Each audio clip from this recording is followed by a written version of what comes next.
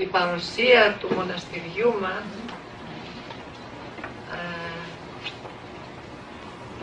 είναι ένας φάρος του ορθοδόξου μοναχισμού μας. Κάθε μοναστήρι είναι και ένα φυλάκιο του Θεού και μια παρουσία αγιοπατερική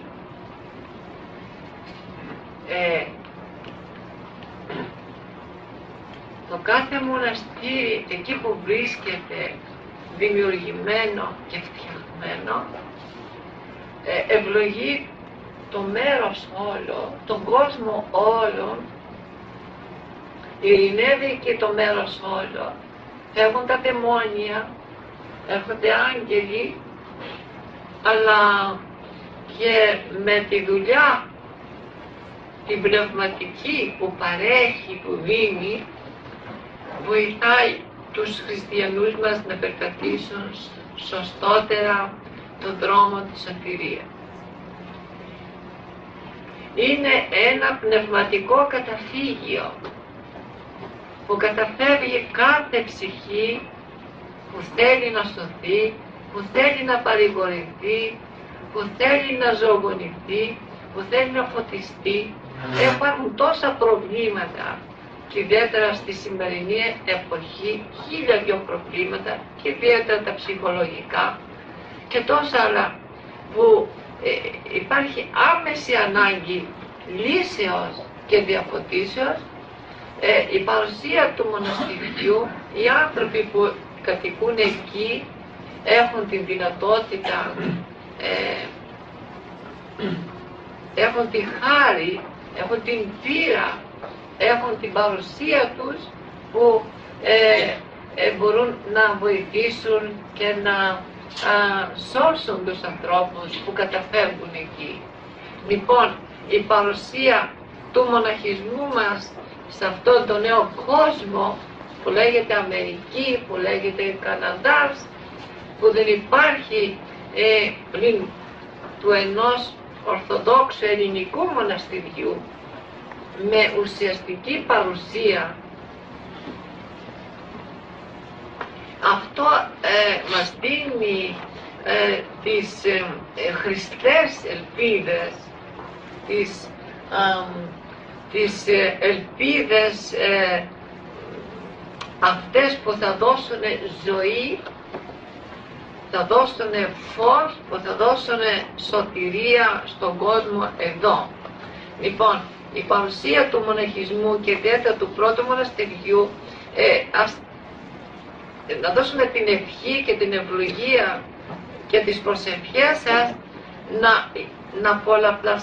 πολλαπλασιάσουν, δηλαδή το ένα αυτό να αποτελέσει προζύμι που θα ζυμωθεί όλος ο χώρος αυτός του νέου κόσμου με μοναστήρια, με φάρους, με ορθόδοξα στέκια, με οάσεις πνευματικές που οι χριστιανοί μας να τρέχουν κατά τόπους, να τρέφονται, να ποτίζονται, να δροσίζονται, να σώνονται, διότι περιμένουμε την νέα εποχή που σημαίνει εποχή Αντιχρίστου. Λοιπόν, και ότι υπάρχουν πάρα πολλοί αντίχριστοι, και όπως λέγει και ο Απόστολος Ιωάννης ο Θεολόγος, και ποιος εστίν ο Αντίχριστος? Αυτός που δεν ομολογεί τον Χριστόν Ιησούν εν σαρκί ελιληθότα. Λοιπόν, όποιος δεν ομολογεί ότι ο Χριστός κατέβηκε στη γη ως πραγματικός Θεός και πήρε σάρκα και έγινε άνθρωπος, θεάνθρωπος, για να σώσει τον άνθρωπο και να ανεβάσει τον άνθρωπο εκεί που είναι το πρώτερο αυτός, δηλαδή στον ουράνιο κόσμο, στη δόξα του Θεού επάνω. Όποιος τον ομολογεί όλα αυτά και τόσα άλλα Αυτός είναι ο Αντίχριστος. Λοιπόν, και εφόσον περιμένουμε εποχή Αντιχρίστου, εγώ έχω μια ταπεινή γνώμη, δεν την υιοθετώ και λέγω ότι ο Αντίχριστος, που θα είναι μια προσωποποίηση όλης της σατανικής δυνάμεως, θα δώσει την παρουσία του στο κέντρο που λέγεται Νέα Υόρκη, μέσα στις θάλασσες και στους ποταμούς, η Βαβυλώνα, αυτή που αναφέρει η Αποκάλυψη, θα δώσει ίσως εκεί κατά πρώτον την παρουσία ή την έδρα του ή το κέντρο του που θα επικοινωνήσει με όλο τον κόσμο όταν θα έρθει και θα αυτοκαλείται ο μεγάλος αδελφός, ο Αντίχριστος, και μέσω της τηλεοράσεως και με τα μέσα τα τηλεοπτικά θα επικοινωνεί αυτοστιγμής ανα πάσα στιγμή με κάθε άνθρωπο. Δηλαδή ο άνθρωπος θα είναι μέσα στο γειτόνα του, μέσα στο δωμάτιό του, οτιδήποτε και αν κάνει θα τον έρθει αυτόβλητα από μόνος του, θα παρουσιαστεί η παρουσία του και θα δίνει τις διαταγές του και το πιστεύω του στον άνθρωπο για να υπακούσει με δαιμονική ενέργεια, να τον κάνει, να τον τραβάει, να πιστεύει και να τον ακολουθήσει. Λοιπόν, επειδή εδώ στον κόσμο αυτόν και λοιπά υπάρχουν σατανιστές, υπάρχουν αιρετικοί, υπάρχουν αντίχριστοι, υπάρχουν και τι δεν υπάρχουν, λοιπόν, σε μια τέτοια κατάσταση θα την αφιτρώσει ο Αντίχριστος που αναμένεται και πρέπει εδώ να γίνουνε, εδώ πρέπει να στήσει και ας ελπίσουμε να στήσει ο αρχιστράτηγος Χριστός την γενναία του στρατιά, τους λοκατζίδες, τους καταδρομείς, τους ειδικούς για τέτοιες μάχες, όπως έχει ο στρατός, που θα αντιμετωπίσουν τον σατανά αυτόν, και ο στρατός αυτός ο γενναίος θα παρασύρει και τους χριστιανούς, τους απλούς φαντάρους, να αποτελέσουν το στρατό του και το μέτωπο του Θεού. Λοιπόν, και αυτοί οι λοκατζίδες και οι καταδρομείς λέγονται μοναχοί, μοναχές,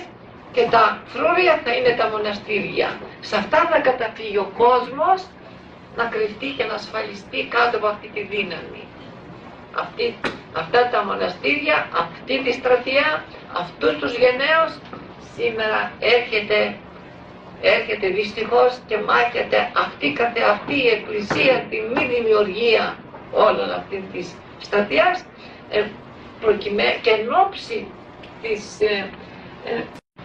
και εν ώψη της ελεύσεως του Αντιχριστού,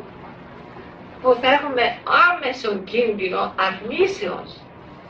διότι τα μαρτύρια θα είναι πολύ ισχυρότερα με τα μέσα που διαθέτει η επιστήμη και η τεχνολογία, θα ασκήσει ο σατανάς μέσων αυτών μεγάλη επίρρεια. Γι' αυτό και ο Χριστός μας λέγει στο Ιερό του Ευαγγέλιο, όταν θα έρθει ο Υιός του ανθρώπου θα έβρει την πίστη επί της γης,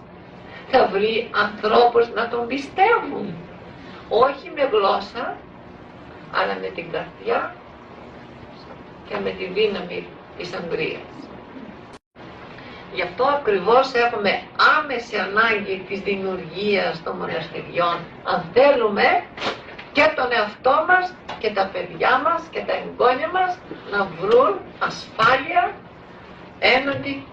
των κακών που μας περιμένουν και θα έρθουν οπωσδήποτε και σίγουρα, διότι έχουν αυτά όλα τοποθετηθεί μέσα στις γραφές.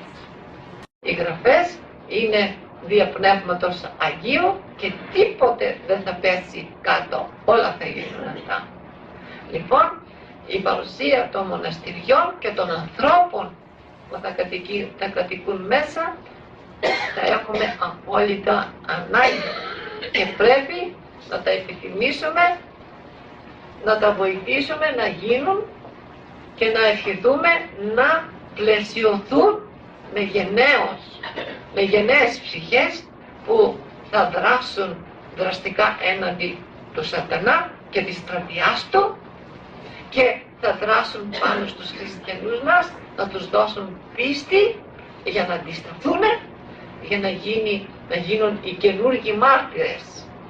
Οι μάρτυρες οι οποίοι θα είναι ασυγκρίτως ενδοξότεροι από τους μάρτυρες των παλιών, των πρώτων χρόνων. Βεβαίως, αυτοί που θα σωθούν στους εσχάτους χρόνους, αυτοί θα λάμψουν υπέρ των ήλιων, περισσότερο από τους Αγίους τους πρώτους, διότι τα βάστανα θα είναι μεγάλα, η πίστη είναι αδύναμη, το κακό πολύ, και γι' αυτό αυτοί που θα δώσουν τη μάχη θα είναι οι διαλεγμένοι άνθρωποι του Θεού. Τότε η πίστη ήταν που λέμε με τους τόνους και τα θαύματα των Αγίων Αποστόλων, των Αγίων θαύματα.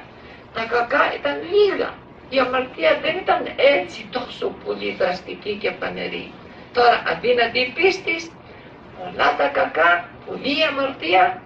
πολύ το σκοτάδι, λίγη οδηγή, σπάνια κανένας πνευματικός άνθρωπος, βρισκόμαστε σε μία δυστυχισμένη πνευματική κατάσταση. Άρα λοιπόν όποιος βρεθεί να δώσει την καλή μαρτυρία του Χριστού θα γίνει μέγας με τόνους απάνω και θα είναι ο μέγας ευτυχής που θα κερδίσει το πρώτο λαχείο.